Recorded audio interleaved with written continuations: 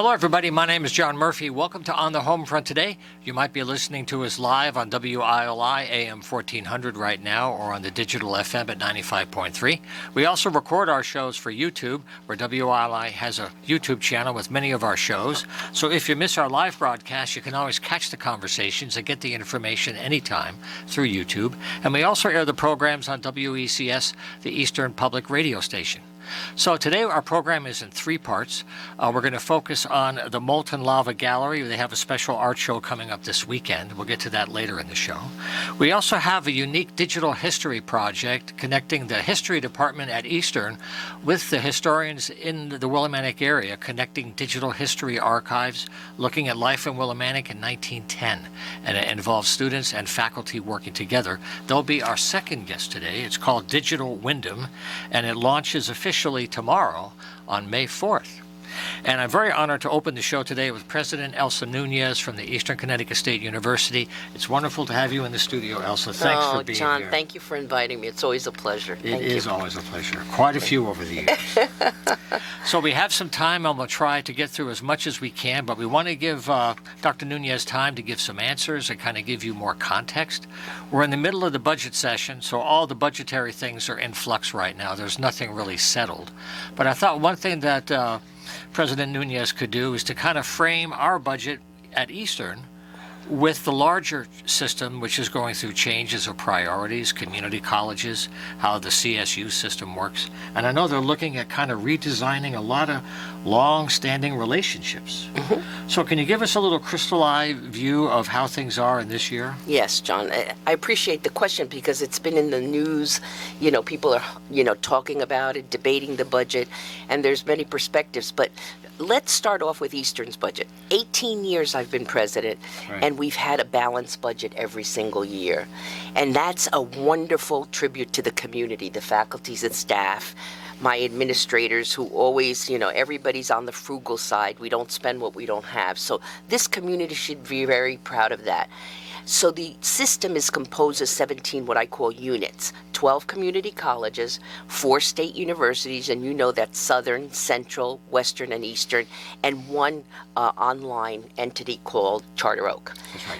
Each of us has our own budgets. The story is that not each of these units has had a balanced budget. So that's what you're reading about in the media, for example, reading about and hearing about it in the media. And that is that Western and Southern are having challenges with their budgets. And that, to be quite honest, never happens for 1 year. It's over time that Sure. You slip, spend, and then here you are with some budget challenges.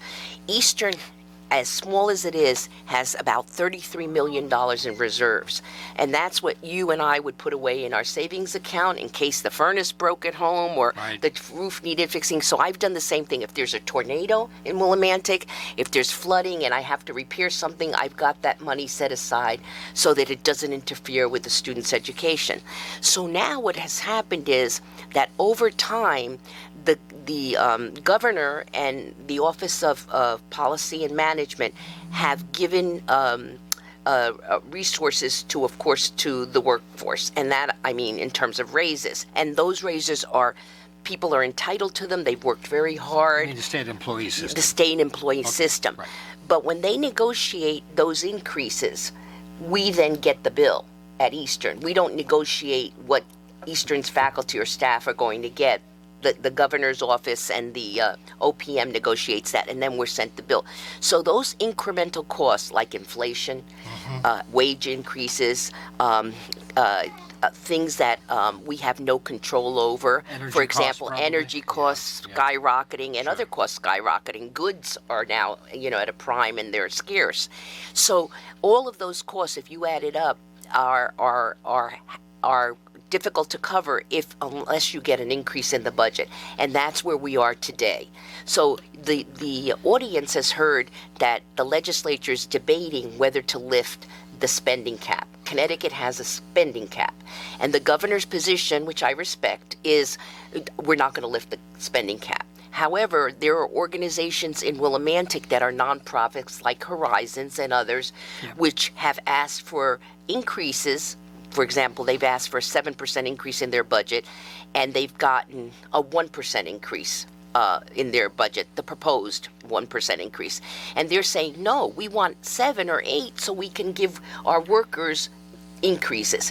And so what has happened is, for nonprofits and for higher education, we're not getting the increases that we think we need in order to balance future budgets.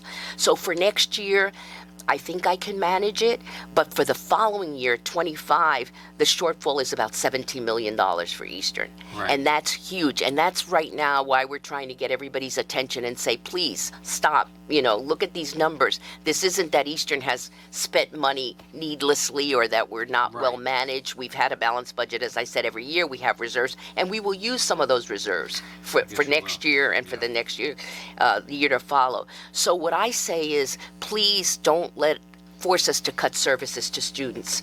The students deserve the shuttle bus, they deserve tutoring, they deserve supplemental instruction, they deserve good facilities that are clean and accessible to people with disabilities. Yep. So we can't do that if the budget isn't at the level that it should be. And so I want to take this opportunity to thank all the taxpayers, because you realize that a fancy liberal arts college today, a private one, costs about $82,000 a year. Eastern all in is about $27,000 and change. That's with room and board and tuition. That's a wonderful price point, and that's because taxpayers, we get money from the state through the taxes that you pay and that you and I pay. And I want to thank all the taxpayers, because I think in this world where we want a great democracy, you have to have access to higher education for everybody, not just the privileged people born into fancy families. No, if your mother cleans toilets, you should be able to go to college and get a first-class education. And that's really what Eastern's about. It's a public university, and we're very proud of the public, and it's a liberal arts university, which is public, and that's a rarity to have a public liberal arts college in a state. Now, there's one more aspect of the budget thing that's in the papers that people will debate, and it's confusing, is the surplus versus the spending cap. Yes. Because the cap has come and gone over the years. It's been adjusted, but they have it set now. And the debate is, we do have an existing surplus that some people say we should always save for a rainy day. Some say, well, we should use some of it now, because some of these unmet needs that Elsa was talking about are sitting there on the table. So there's a tension for that. Yeah, there's a tension, and there's, you can make the argument either way. We do that at home, right? Yeah, no, we're not absolutely. going to buy that because that's not a necessity. That's a luxury. Right, and we look at our lists of things, and that's what's happening. People are saying, no, we don't want to use the surplus now. We just want to put it away for a situation where Connecticut would need it. But on the other hand, you say, okay, so if you don't pay attention to deferred maintenance at Eastern, and I'll speak to Eastern alone because that's what I know best. All right, so now we've got buckets in the hallways because the ceiling is dripping because the roof is broken and we haven't fixed it. Then you've got, deterioration in the structure of the building because there's water damage all through the building. Then you've got concrete breaking, which is dangerous. Then you've got electrical that needs to be fixed, and on and on and on. So these things, even though you may not want to spend your little extra money, you're going to have to. You're going to have to, or otherwise you're going to have a university that the taxpayer is going to say, I don't want my son or daughter or grandson going there. It's a dump, Yeah, over time, and people have to deal with that. Yeah. They do. Infrastructure is it's costly. Now, something else, there's been so much research on across the country. New England has a disproportionate number of schools, a large number of colleges. And as you know, the demographics, the numbers are going down, although there are historic cycles. But when the number of students is down with many, many schools, this is a stress everywhere, private, public. So when you try to plan ahead and anticipate the changing numbers, how do you anticipate core needs that have to be met all the time? And then what areas may have to be deferred or wait until you have more demonstrated need to justify the resources when you want to do it that way? Yeah, that's such a good question. My philosophy, and my Chief Financial Officer, Jim Howarth, who's been a phenomenal colleague, and he is so he's been with me for 12 years, and he knows the budget inside out and works with me on all these numbers. We are very conservative. And I use that word meaning conservative. So when we project for next year, instead of saying, oh, we're going to have more students than we need and we're going to have thousands come, we don't do that. We say, what's the minimum that we think we're going to have? And we base it on that, the budget on that lower number. And then if we get extra students, that's gravy. Right. And then we have that money and we can spend it on different things. But it's conservative budgeting that has helped us through the years, as I said, get to a place where we have a balanced budget. I think people often stretch. And so when they're doing their projections, they say, well, we're going to get money from here, money from there. And those are wish lists. They're not solid. And when you build a budget on soft ground, it's going to be a soft budget. Yeah. By the way, if you're listening to us on the radio right now, we're having a conversation today with Eastern President Elsa Nunez, and we're covering the budget and other things at Eastern. One thing you and I were talking about before that I want to include is, as you look at higher education with all the schools, the whole idea of liberal arts is not as common as you might think. There is a huge focus on technology, and people are looking at industrial growth and all the benefits of technology. So you have lots of STEM, but there's also something called STEAM, which integrates the arts and humanities in technology. About what is it for, who is it serving. So I guess my broad question is, when you look at the horizon of the very obvious need for technological growth, and all of our social issues are showing that we have a real issue of values and purposes and accountabilities, how do you integrate that in a liberal arts program that includes, like, health sciences, a new nursing program, lots of hard science, but the application side? Not just a theory. Yeah. Well, you have, I think, those of you who remember the GI Bill, when we said these mostly men have fought for our country, let them get discounted higher education. For the most part, it was free. And what a wonderful thing that was for those men coming home. And they benefited from that. And in those days, higher education, a college education, was a public good. People believed that you got a college education and then you went out and you did some good in the world. So taxpayers said, I'll pay for that because all these people are going to do good in the world. And that's flipped. Today, the public doesn't see higher education as a public good. They see it as an individual good. It's good for you, John. It's good for Elsa, but I'm not so sure it's good for the public. And so if you go back in time, Harvard College was the first liberal arts college created in the country. And white men went to Harvard College, and what did they study? They studied music, philosophy, mathematics, religion, and those are what we call in Latin artes liberales, the liberal arts. The word liberal today, people think it's political. It's not, has nothing to do with politics. Liberal arts has to do with the arts. And so the Harvard men graduated and they knew each other. So they had a circle of men that they knew that were doctors, lawyers, financiers, and so they had a leg up in society. No private liberal, there were not enough private liberal colleges to really go around in this country because they're small and they take in few students. And so public liberal arts colleges were created, and Eastern is a public liberal arts college. There's only one in the state of Connecticut, and all states that have them only have one, and we're proud to have that designation. So when I go to the accounting banquet, I say to my students, we don't graduate accountants at Eastern. And people look at me funny. And then I say, we graduate liberally educated people who happen to be accountants.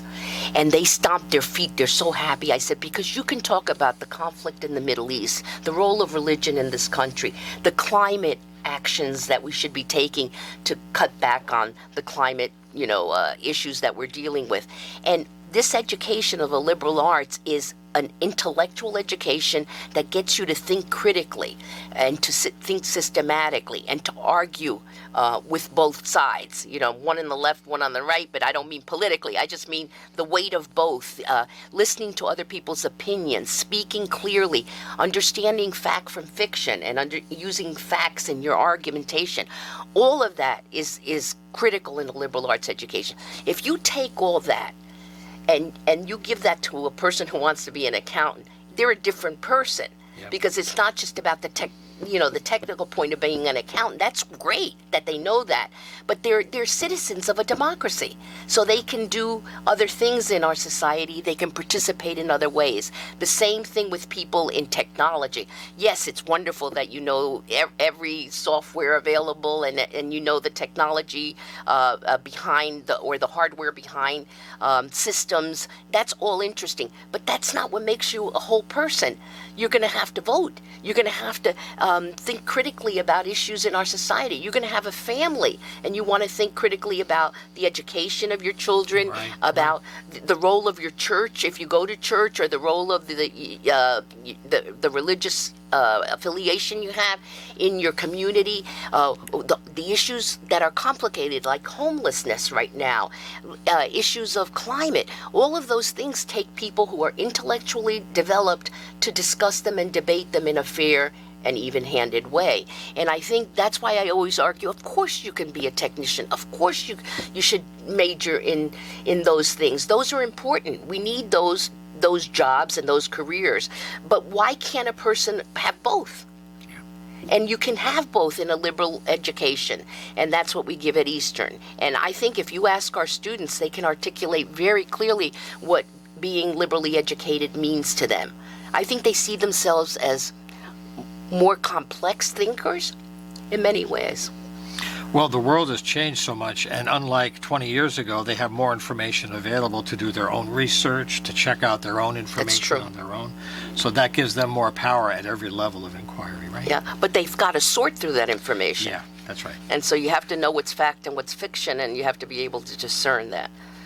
Now, we have about 10 minutes to go, and one thing I want to do is shift our gears slightly to make use of our time and to talk to parents out there or folks in high school who are thinking about colleges maybe 1 or 2 years down the line, because the whole environment is shifting as we've been talking financially, what courses are being offered where. This is all kind of being realigned right now.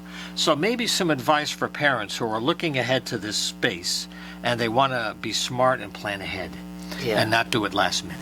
Yeah. Well, at Eastern, you can come as a commuter if you're local.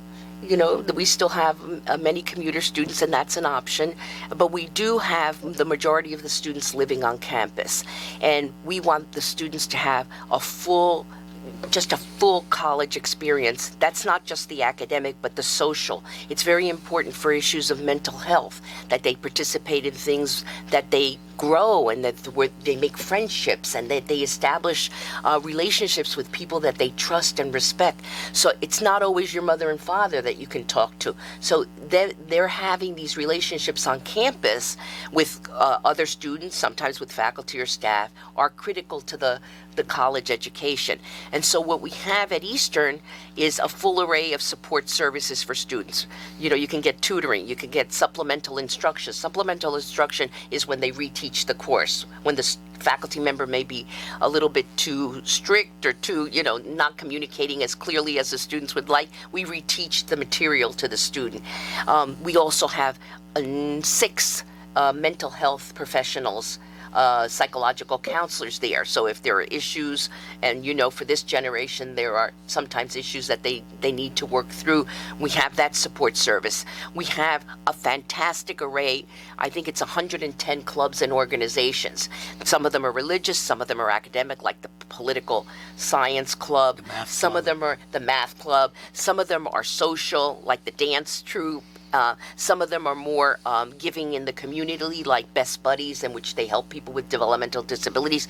But among those 100 clubs and organizations, a student connects to people, and they connect to people with their values and their interests. And so over time, for 4 years, you're hanging out with these folks, you're going to class, and you're having a full experience that's social, psychologically, and academically sound. And we believe that you have to educate the full student. It's not just about what happens in the classroom. We're ranked in U.S. News and World Report. We're number 1 in New England.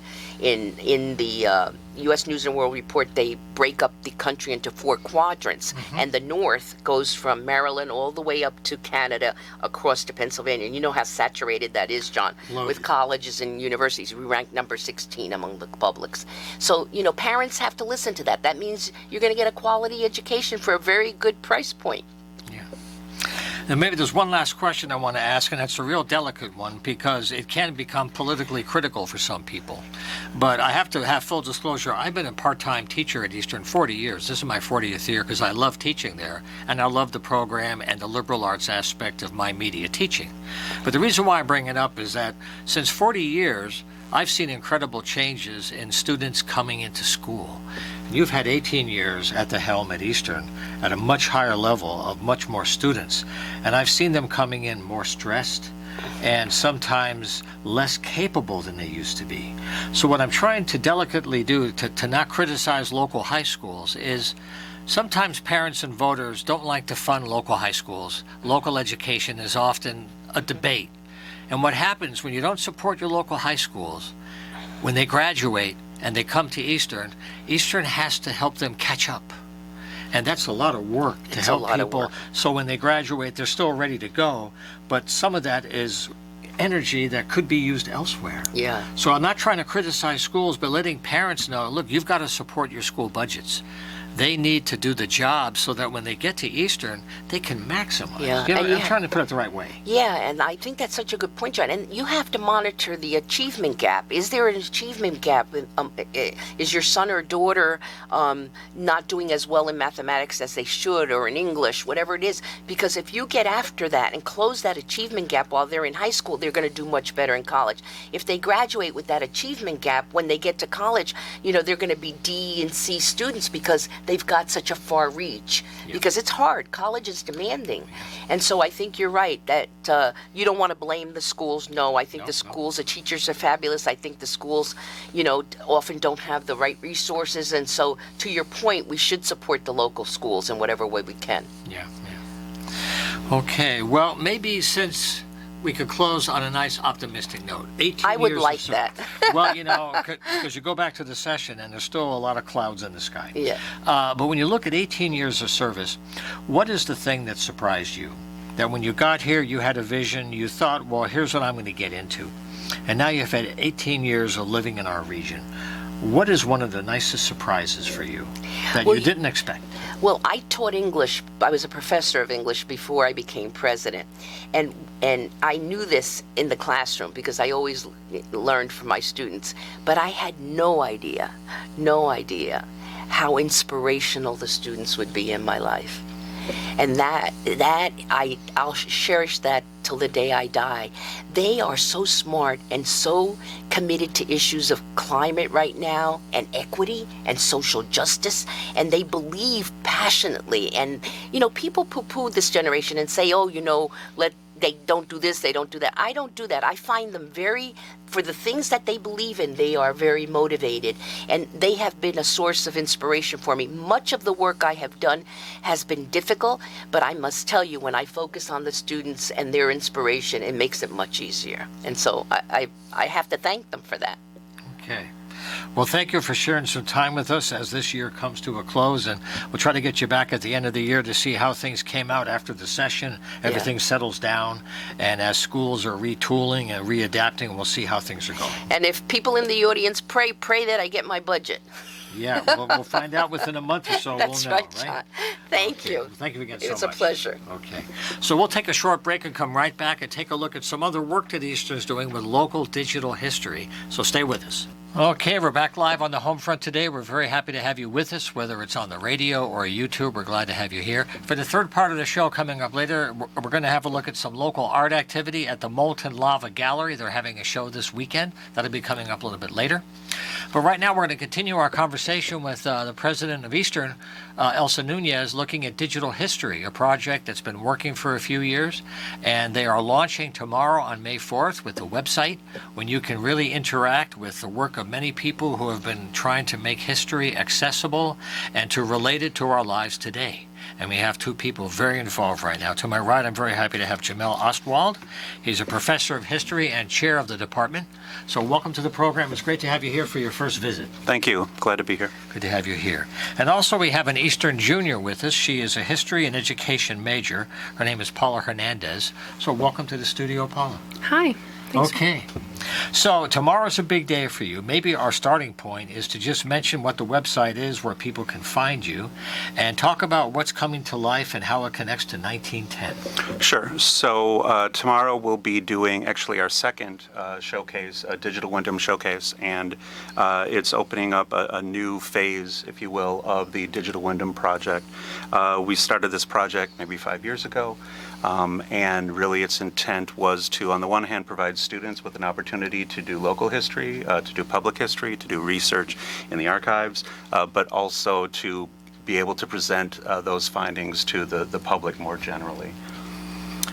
What got you into history, first of all, out of all the subjects you could have chosen? What was it about history?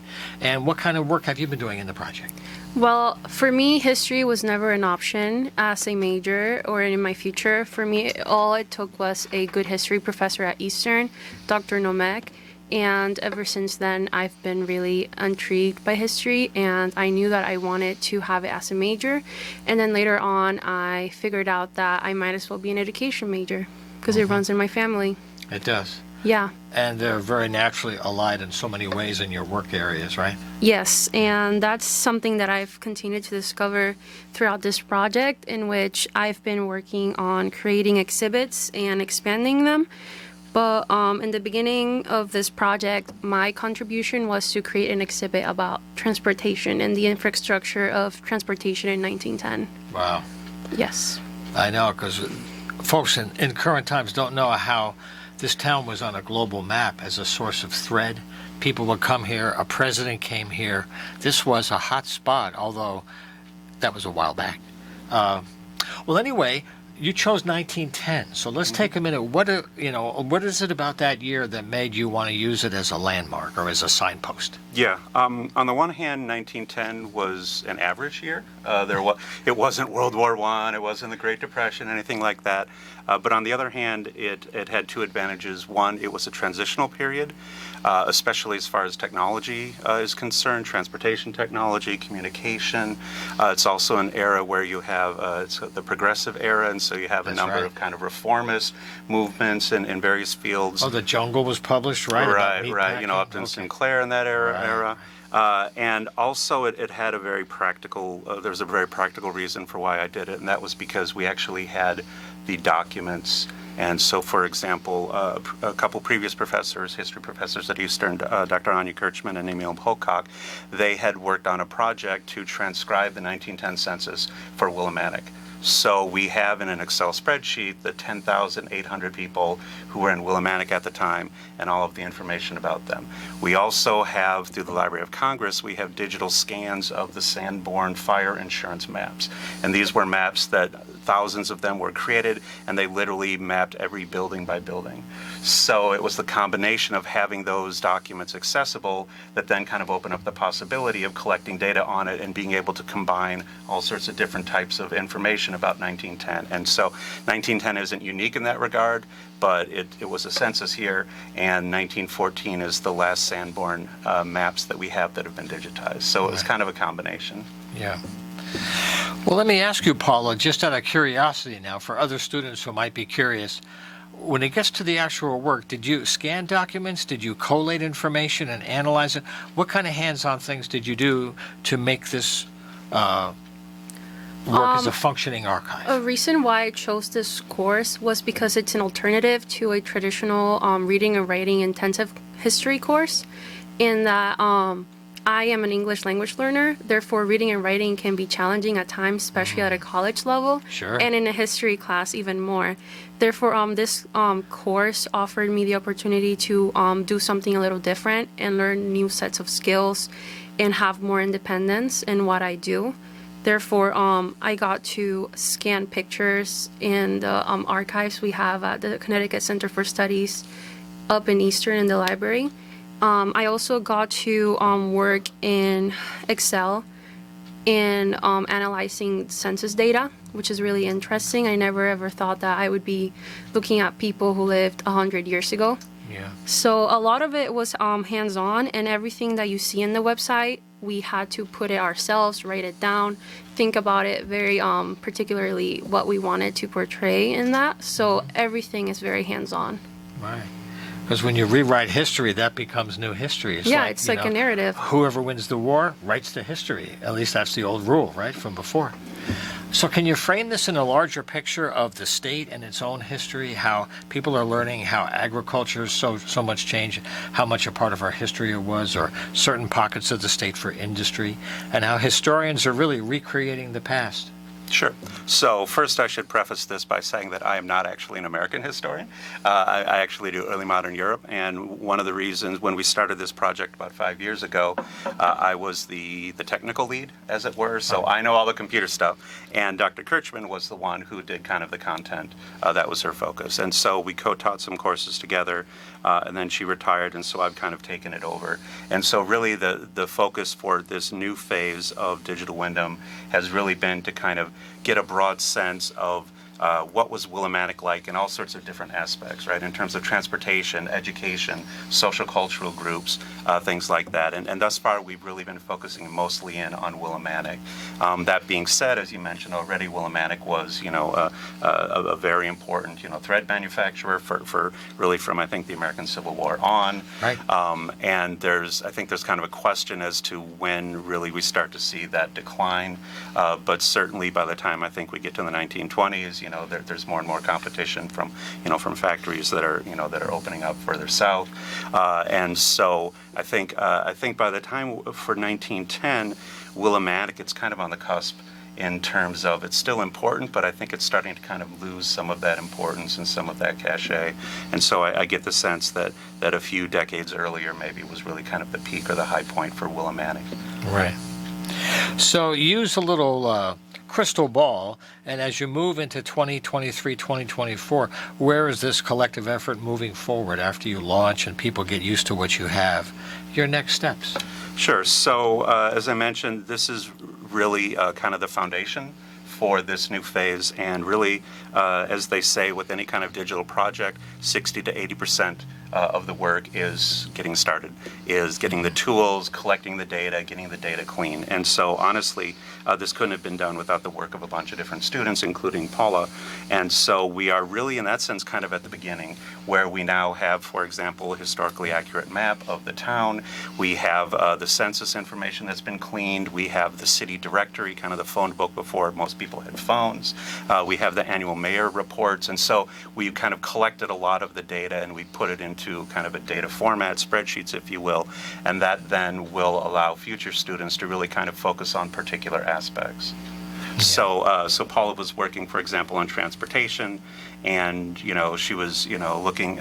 We were using the maps, and she was looking at different types of sources. But really, what we're going to be able to do in the future is we're going to have the data that will be really ready for the students. And in fact, some of the things that Paula and other students have been doing is actually transcribing the data and kind of getting it down into a spreadsheet where we can actually use it and analyze it in a more kind of data analytical sense in the future.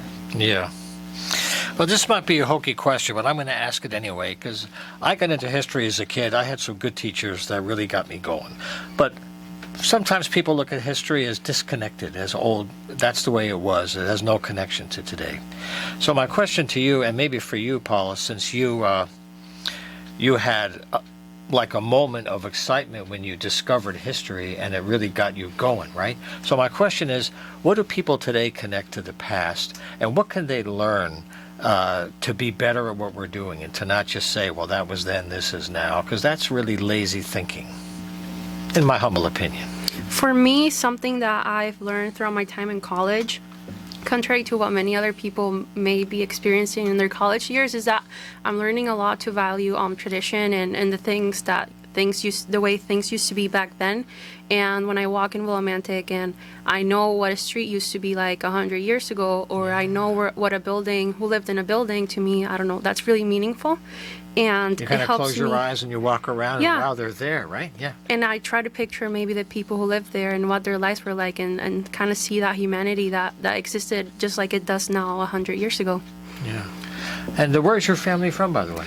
I'm from Puerto Rico. I moved here 2017, like many Puerto Ricans, right after the hurricane. And ever since then, this is my new home. Well, we're happy to have you here. That's great. Thank you. I'm so glad this program has tried to connect your personal interest with an Yeah. academic path and maybe a work path altogether. That's Yeah. the best of all worlds. What I'll say for that. So let me ask you this now, in terms of your own teaching in European, what's the connection in terms of digital history in Europe? Because it predates us, but some of the issues translate. Time is a blip in some ways. So how does it jump for you across the pond? Honestly, it is actually much more about the computer tools. I'll be honest. Oh, yeah, You know, sure. I like computers. I've been interested in computers for a long time, and I have tried to use computers when I'm looking at the early modern period, and so that's basically the Renaissance, you know, up through, say, Napoleon's period. And the problem is that we don't have a lot of data back then. And so one of the reasons why I've been working on this in the way I have is because it actually we have the census data. And so we have a list of 10,000 people that lived in Willimantic in 1910. There's nothing comparable to that in Europe in my period. Right. We have maps down to the building level that allow us to create a digital map and be able to connect it to other bits of information. We don't have anything like that that's in, say, circa Personalized. 1700, Yeah, right? yeah. So really a lot of it is, and I live in Willimantic too, so, you know, it does have, you know, a certain interest. And kind of going to kind of connecting history to the present, one of the things that when you start to you know, look at the Digital Wyndham Project and you see the names of a bunch of people mentioned in 1910, it's like, oh, Chafee, that sounds familiar. Hosmer, yeah, I'm familiar with that name. That's it. You know, There you go. and so, you know, even though it was over 100 years ago, at the same time, you know, there still are a lot of the kind of echoes, if you will, of 1910 if we look at Willimantic in 2023. Hosmer was around before the Titanic. Yeah. That's right. And they're still making great soda. I was not paid to say that. No payola in this house at all. Well, this is great. So what I want to do is give a website if you want to track this, because people in town are curious. Like the Mill Museum has a whole program that's touching on this as well. So give us the website, and we'll have you back later in the year. Sure. So it's easternct-digitalhistory.com. But that's too simple. I like that. It is. There you go. It's simple enough. Well, thank you for your good work, and I congratulate you on your good work in school. Thank you I wish very you a much. great year ahead, and we'll have you back. Thank Okay? you. Yeah. Thanks so much. Okay, so what we're going to do is we're going to change guests live. We'll have them go ahead. Do you want to run a quick spot, and we'll come back for a break? Okay, stay with us. We'll be right back in 1 minute. All righty, we're back for the last part of our show today. We're saving the best for last, I guess you would say. This is the Molten Lava Gallery. It's a kind of a pop-up community 3 or 4 times a year. They have a beautiful exhibit area where they bring people. There's music and art, and we have a current version coming up this weekend, in fact, on Friday, Saturday, Sunday. That's why we have Phoebe Godfrey here today, as well as Sasha Baggio. Thank you both for joining us Thank today. you, John. And for adding another experience, because the Willimantic art scene is growing a little bit here and there. So tell us the idea of the gallery, and then tell us about your plans for this weekend. Okay, thank you. So the idea for the gallery was to have a pop-up gallery, like you said. We have a number of people who have art studio spaces in Molten Court. They do open studio in the fall, and we thought, be nice to have a little gallery space. So we kind of made it as a pop-up, meaning it's, you know, it's not necessarily permanent, but for the moment it works. And we did one at the end of last year. I had you back for that. Yeah, you had me for that. And then the idea for this one came out of a good friend of ours, and we thought it's time to have a community conversation about mental health. And so the name of the show is like Trigger Warning, right? And, you know, I'm sure Pretty relevant phrase, I would everybody's say. heard that, you know, like, okay, trigger warning, we're going to talk about self-harming, we're going to talk about, you know, trauma or addiction.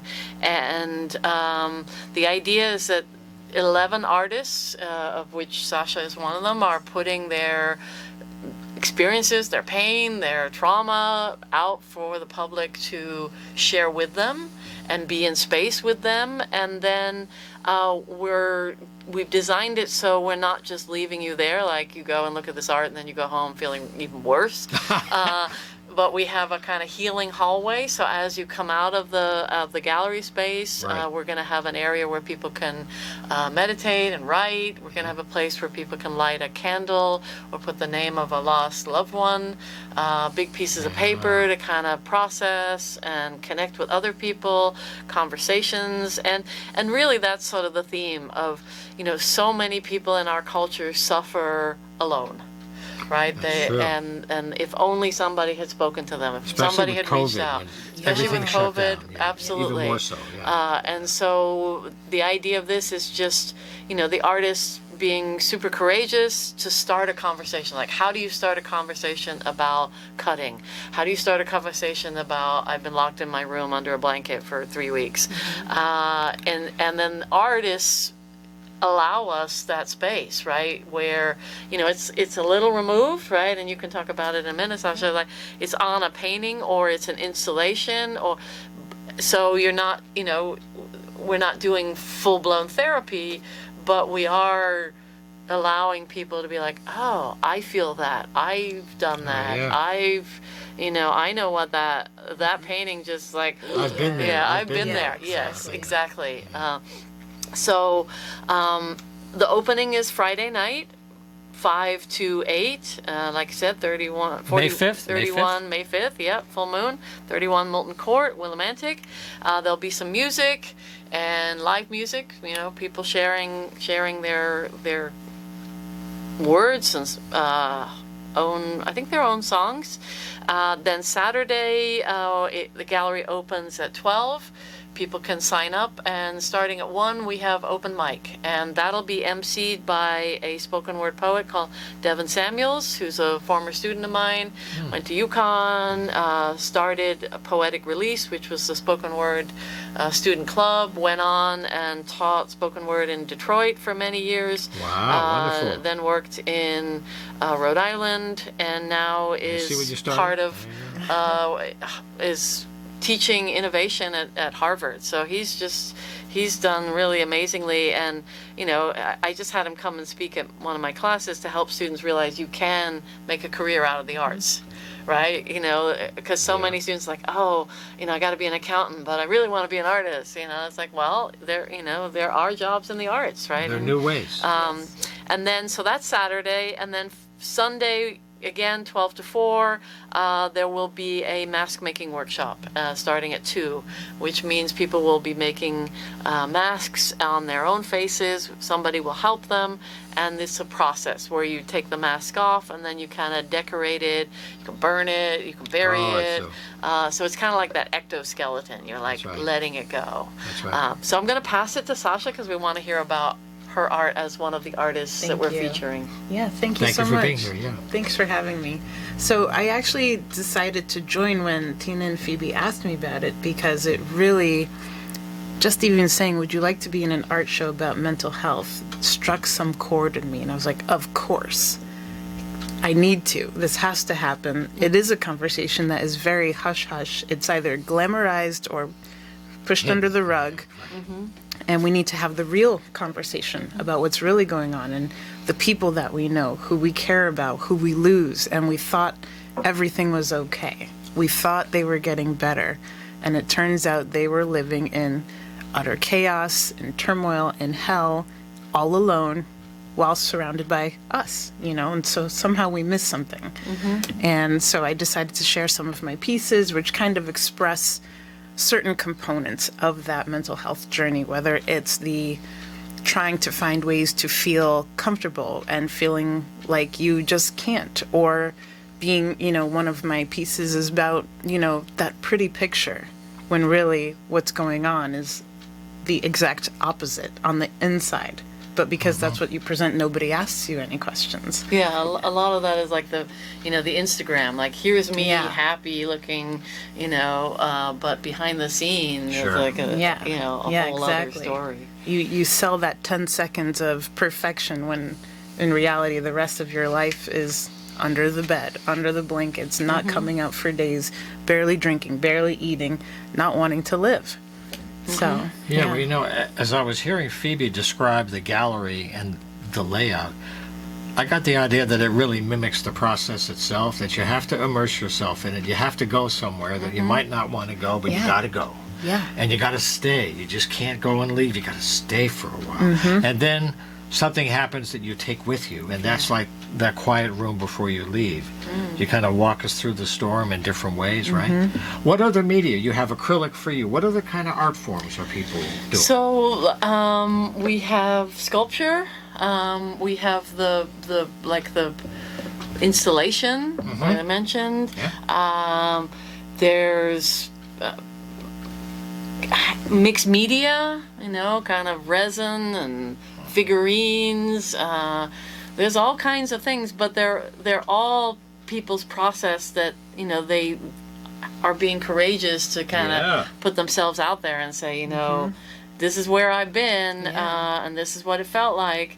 And it's like you said, it's you have to go there, right? It's sort of that dark night of the soul, and you have to go into it, but you don't have to go into it alone, right? And again, in our culture, we tend to have shame with it, and we tend to think, I'm failing and everybody else has got their stuff together, and it's not like that, right? The people you think are the most together may actually be the ones the most vulnerable. Yes. So this is the space to allow yourself to feel, witness that vulnerability.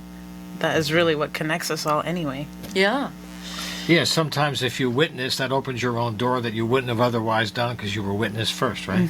It triggers something. Yeah. A trigger warning. A trigger warning. Hey, there you go. Absolutely. That's the name of the whole show this weekend is Trigger Warning, Shadows and Reflections. Shadows and Reflections. And it's free, open to everybody. We are asking a $5 suggested donation because we're fundraising for art supplies for Natchok Hospital. Right. So if you've known anybody who's ever had to go to the hospital, that might be a needed step. Yeah. And it's nice to have art supplies there, so you can process and stay connected to your healthy spirit that's often underneath the kind of social trauma, right? I think you can really attest to that, like the social part, and then but there's that core that we all have that is always available. So. And that's why I love this area for so many years. People like you all around doing things quietly in some spaces, and it all adds up. They're all dots to connect. Yeah. And they're opportunities every day. So this weekend, folks, Friday 5 to 8, Saturday, Sunday 12 to 4 around. And it's 31 Moulton Court, Willimantic is the street address. And the Facebook page is Molten Lava Gallery. Molten Lava Gallery, right? Okay, I hope so. Well, thank you for your work. Yeah, Thank you you, so John. much. And we'll look forward to having Hope you to back see you next there. time as well. I'll stop by. Sounds Yeah, great. okay. Thank you. Hope See you to all see there. the audience there too. Thank you, everybody. Well, thank you very much, Elsa Nunez, president of Eastern Connecticut State University, and thanks for the digital history people, and thank you to Matt Rupar, keeping all the engineering behind the scenes that you never see. Matthew keeps all the chaos at bay. So thank you very much. We'll see you next week. Take care.